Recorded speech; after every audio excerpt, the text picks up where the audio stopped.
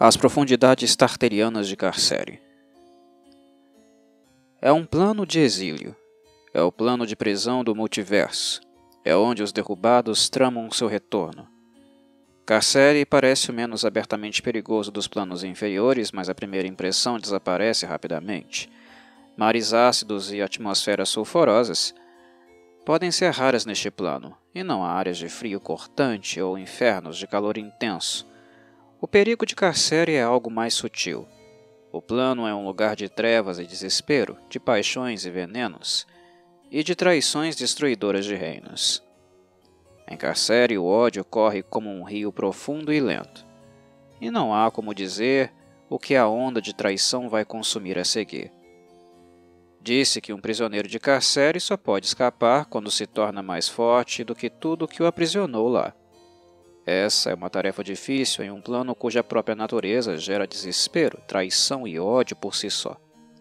Ao contrário da maioria dos habitantes de Carcere, a divindade Neru faz do plano o seu lar intencionalmente, e não por causa do exílio. Carcere consiste em 6 camadas. Cada camada possui uma série de orbes, como pequenos planetas, em uma fileira. Um golfo de ar separa cada orbe da próxima.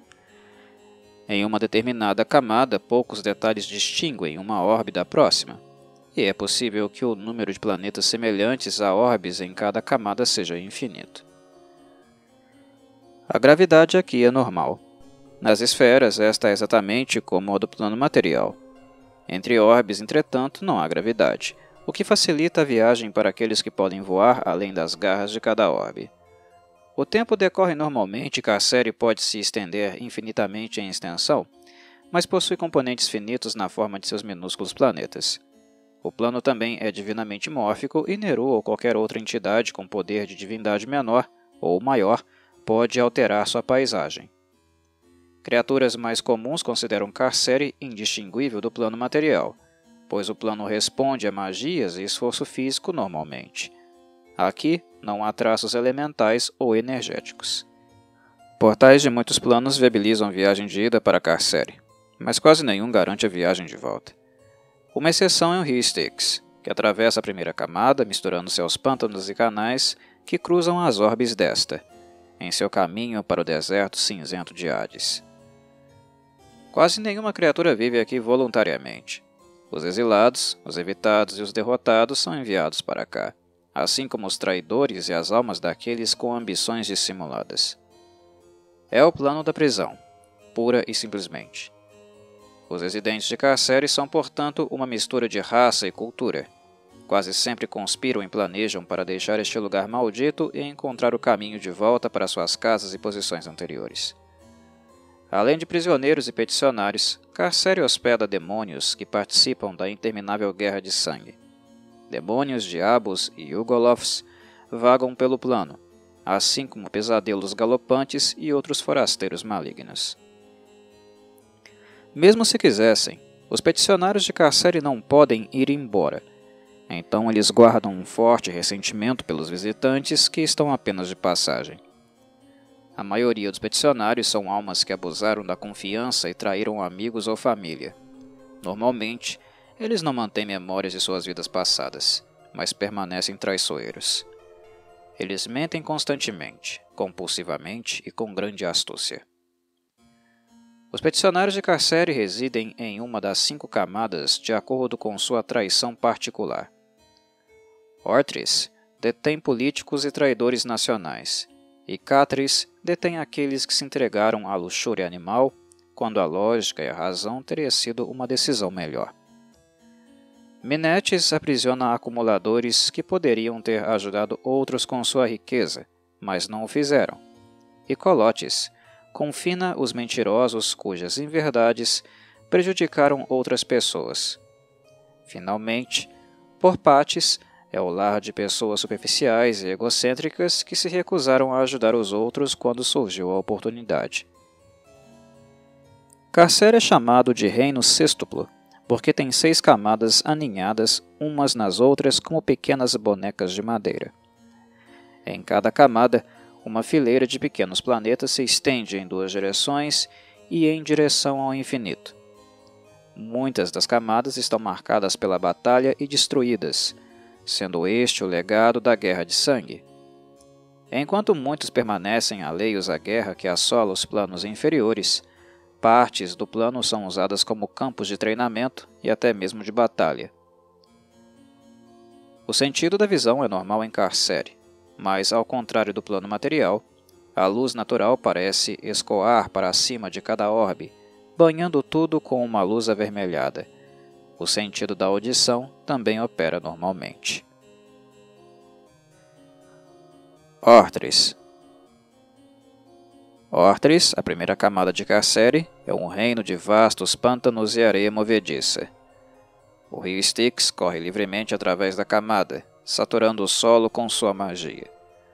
Os canais escavados no solo macio por eras de erosão são largos e profundos. Onde não há rio, há pântanos. Embora existam manchas de solo seco, elas são raras e geralmente escalam rapidamente para montanhas escarpadas onde vivem titãs enfurecidos. Os mosquitos enxameiam o ar acima dos pântanos, incomodando os viajantes. Ainda mais irritantes são os peticionários de fala mansa, que povoam este reino sombrio. Bastião da Última Esperança. Uma fortaleza feita de rocha ígnea, negra, se agacha em uma cordilheira de Ortris. A luz avermelhada do ambiente do plano dá ao Bastião da Última Esperança um ar ameaçador.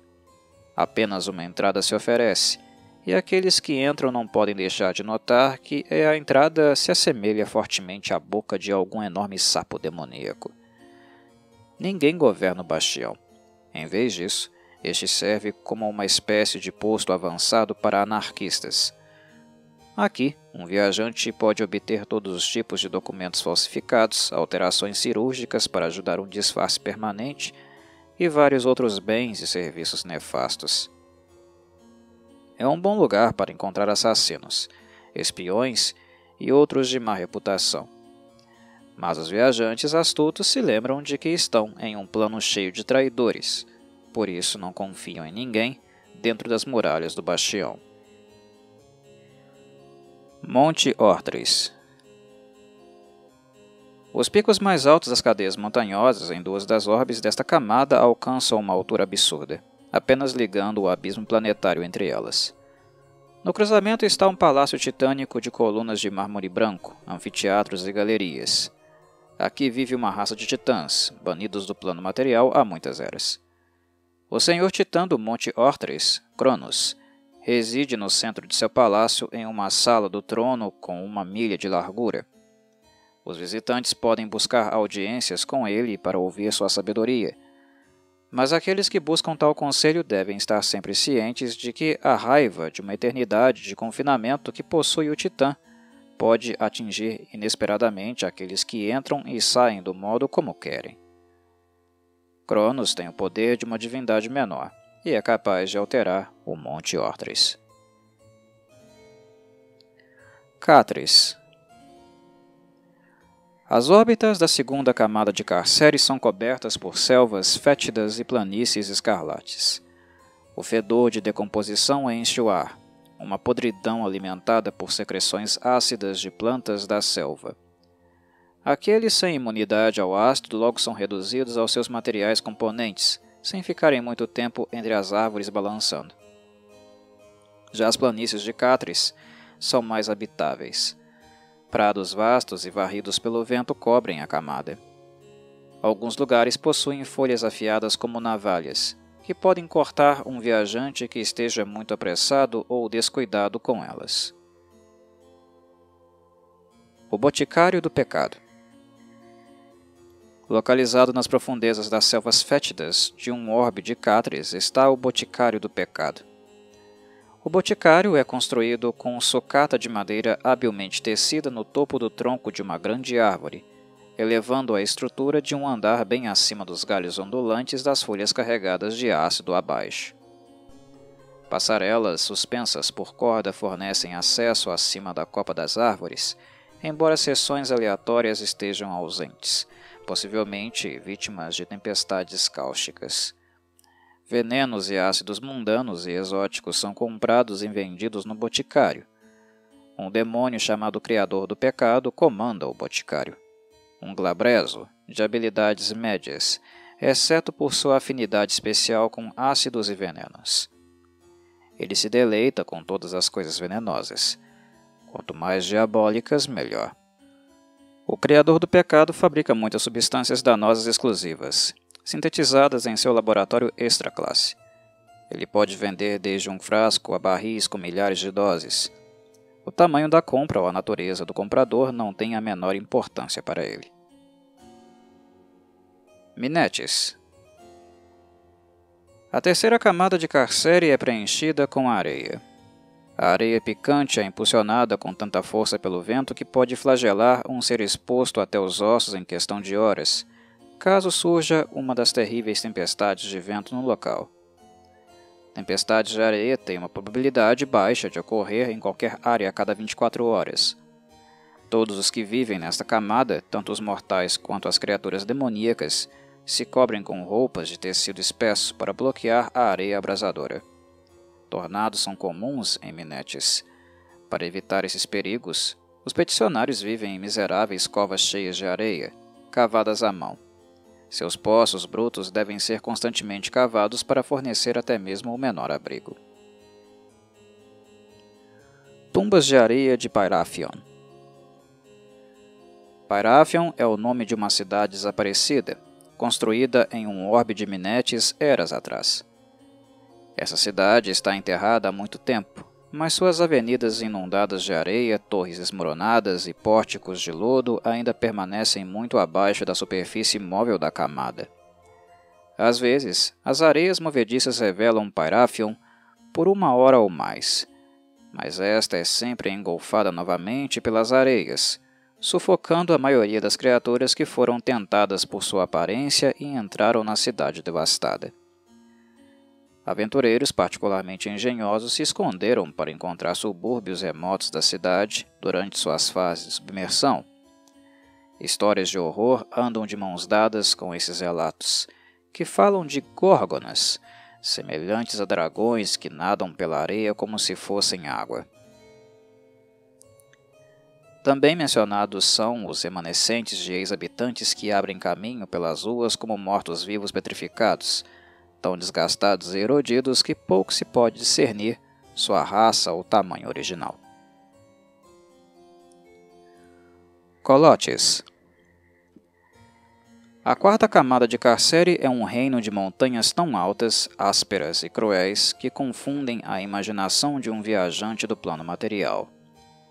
Viajar a pé aqui é quase impossível, porque a terra é dividida por canyons, com quilômetros de profundidade, isto onde não é elevada a alturas absurdas por poderosas placas tectônicas. Existem algumas rotas comerciais, geralmente na forma de pontes frágeis e trilhas na face de penhascos que mal são largos o suficiente para uma. É impossível se afastar normalmente das áreas ao longo das rotas comerciais. Jardim da Malícia.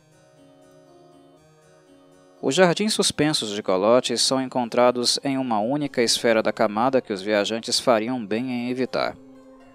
Para o olho experiente, muitas das faces do penhasco e encostas íngremes deste orbe são o lar de vinhas e tubérculos grossos que brotam uma profusão de lindas flores. Aqueles que tentam coletar amostras para suas coleções botânicas aprendem rapidamente que as vinhas são animadas e determinadas a arrancar a vida de qualquer criatura que se atreveria a usá-las como auxiliares de escalada, desfolhar as flores ou até mesmo chegar perto demais. Pode ser que as vinhas animadas representem um grande organismo que cresceu ao longo das eras para cobrir uma orbe inteira. Uma vez a cada 600 dias, as videiras lançam no ar pequenas sementes que parecem penugem de dente de leão. Os ventos da camada frequentemente enviam as sementes para várias centenas de outras orbes do reino montanhoso. Embora muitas sejam comidas por vermes, muitas outras encontram solo nutritivo e germinam tubérculos em pequenos recantos e penhascos esquecidos de outras esferas. Pórpates. A quinta camada de Carcere é um reino onde cada orbe é revestida por um oceano frio e raso alimentado por neve negra constante.